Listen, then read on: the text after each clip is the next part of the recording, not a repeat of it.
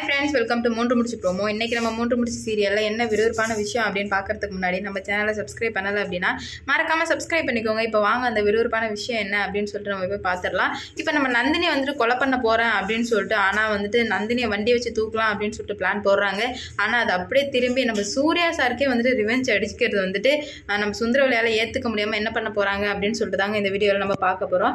இப்போ என்ன ஆகுது அப்படின்னு பார்த்தீங்கன்னா, இதுக்கு மேலே வந்துட்டு நம்ம விடவே கூடாதுரா, நந்தினியை எப்படியாச்சும் வந்து கொன்னே ஆகணும். அவங்க எல்லாரும் போகும்போது நந்தினி மட்டும் கரெக்டாக வந்து லாரி வச்சு ஆள் தூக்கிடலாம் அப்படின்ற மாதிரி முடிவு பண்ணுறாங்க. அதுக்காக வந்து நம்ம நந்தினியை வாட்ச் பண்ணுறாங்க, போகிறாங்க, எல்லாமே பண்ணுறாங்க, யார் கூட பேசுகிறாங்க, என்ன பண்ணுறாங்க, தினமும் என்னெல்லாம் பண்ணுறாங்க அப்படின்ற மாதிரி அவங்க யோசிக்கிறாங்க. அதுக்கப்புறம் வந்துட்டு என்ன ஆகுது அப்படின்னா, இந்த மாதிரி சுந்தரவழி கிட்ட சொல்லிட்டாங்க. அவங்க சுந்தரவழி ஃபோன் பண்ணி என்னாச்சு அப்படின்னு கேட்கும்போது, இந்த மாதிரி நான் நாளைக்கு கண்டிப்பாக வந்து முடிச்சிருவேன், நீங்கள் கவலைப்படாதீங்க எதுக்காகும் அப்படின்னு சொல்லிட்டு சொல்கிறாங்க. என்ன பண்ண போகிறீங்க அப்படின்னு கேட்கும்போது, லாரி வச்சு வந்து நான் தூக்கிடுறேன் அப்படின்ற மாதிரி சொல்கிறாங்க. சரி ஓகே, எப்படியோ நல்லா பண்ணால் சரிதான் அப்படின்ற மாதிரி சொல்கிறாங்க. இப்போ என்ன ஆகுதுன்னா, எல்லாருமே வந்துட்டு கோயிலுக்கு போகிறாங்க. அதுவும் நடந்து தானே போகணும், வண்டியை நிப்பாட்டிட்டு கொஞ்சம் தூரம் நடந்து தான் போகணும் அந்த கோயிலுக்கு.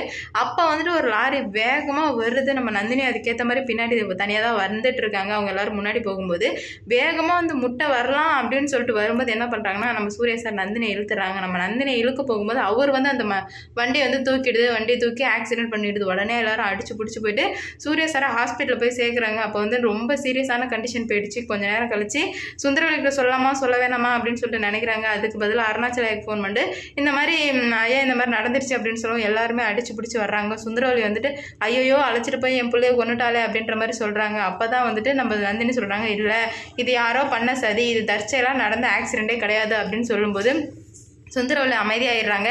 எங்கே உண்மை தெரிஞ்சிச்சோ அப்படின்னு சொல்லிட்டு. ஆனால் சூர்யா சாருக்கு நல்லாவே தெரியும் இது சுந்தரவள்ளி பண்ண வேலை தான் அப்படின்னு சொல்லிட்டு. ஹாஸ்பிட்டலில் நம்ம சூர்யா சார் இருக்கும்போது என்ன ஆகுது அப்படின்னு பார்த்தீங்கன்னா, கொஞ்சம் நேரம் கழிச்சு யாருன்னா ஒருத்தர் போய் பார்க்கலாம் அப்படின்னு சொல்லிட்டு சொல்கிறாங்க.